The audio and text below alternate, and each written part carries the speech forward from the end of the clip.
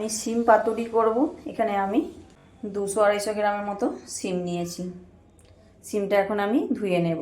আমি এইভাবে শিলগুলো বাদ দিয়েছি আর দুদিকটা এইভাবে কেটে দিয়েছি। সিমটা এখন আমি ধুয়ে নেব। আমি একটা কড়াই বসিয়ে দিচ্ছি। কড়াইটা গরম হতে দিয়েছি। কড়াই গরম হয়ে গেছে, আমি তেল দিয়ে দেব। আমি কালো জিরে দিয়ে দেব।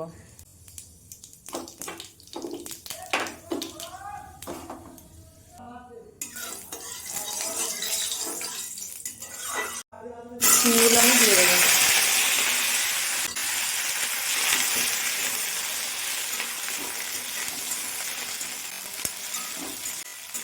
দিয়ে দেবো লবণ।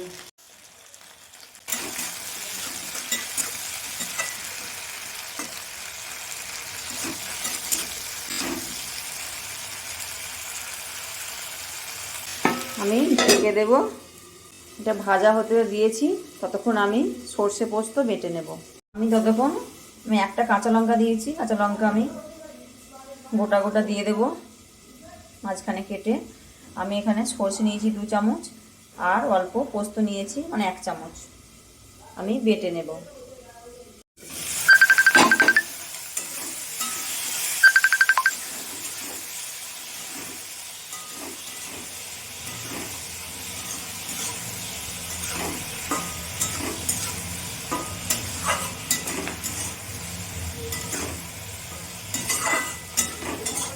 সিমগুলো প্রায় আমার ভাজা হয়ে গেছে, কিছুটা সিদ্ধও হয়ে গেছে।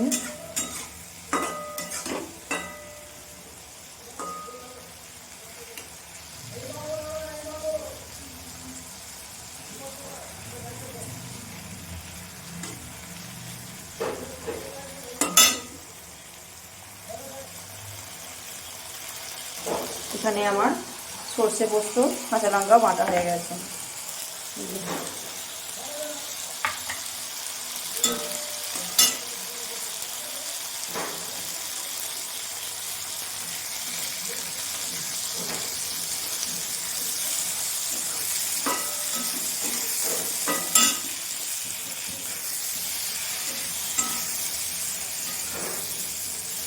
সিমটা আমার বেশ ভালো করেই ভাজা হয়ে গেছে, দেখতেই পাচ্ছ। এরপরে আমি সর্ষে পোস্ত বাটা দিয়ে দেব।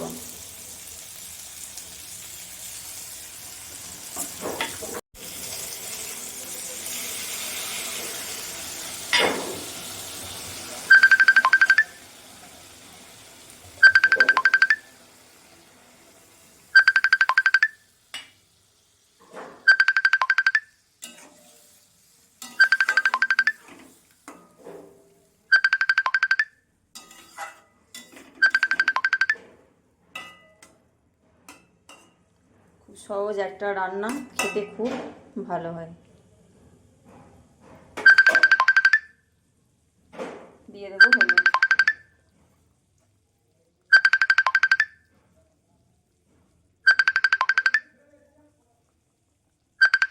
হলুদ গুঁড়ো দিয়ে দিলাম।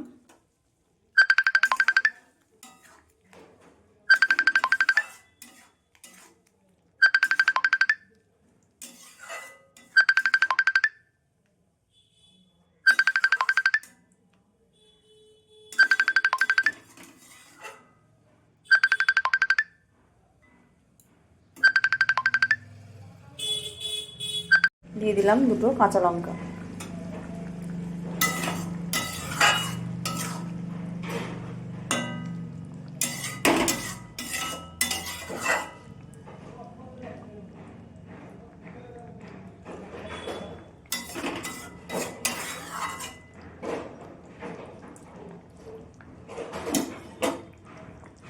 দিয়ে দিলাম অল্প একটু চিনি, একদম অল্প। সময়ের জন্য আমি ঢেকে দেব।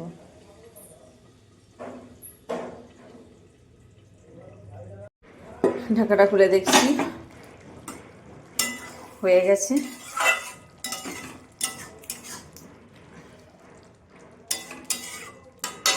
উপর থেকে একটু কাঁচা সরিষার তেল দেবো। ব্যাস,